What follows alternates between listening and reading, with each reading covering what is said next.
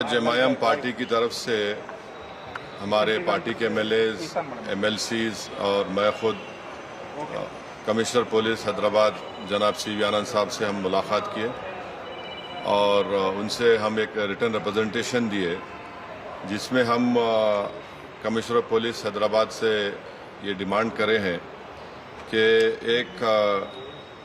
یتی نرسنگانند ہے جو داسنا غازی آباد کے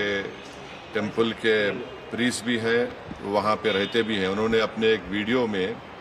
ایک سپیچ میں انہوں نے prophet Muhammad peace be upon him صلی اللہ علیہ وسلم کے بارے میں بکواس اور اناپ شناپ اور ڈیروگیٹری اور obnoxious لینگویج اور ہائیلی کنڈیمنیبل الفاظ کا استعمال کیا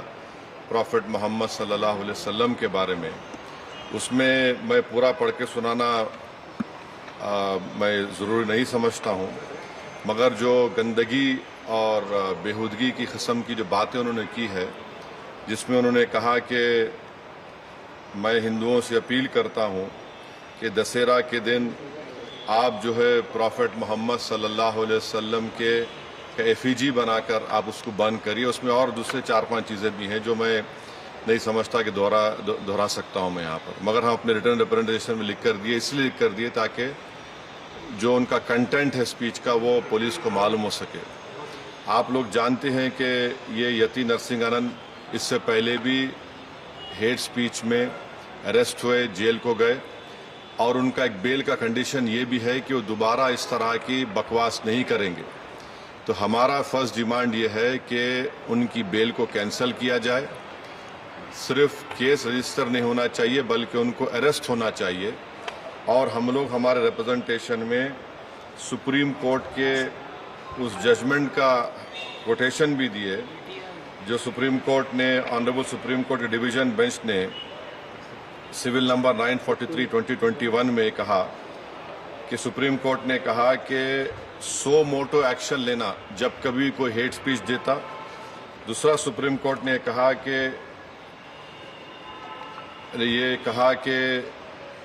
any hesitation to act in accordance with this direction will be viewed as contempt of this court and appropriate action will be taken against the erring officers۔ تو ہم یہ judgment کا بھی حوالہ کمشنر پولیس حیدرآباد کو دیے۔ ہم امید کرتے ہیں کہ امیڈیٹلی ایکشن لیا جائے گا،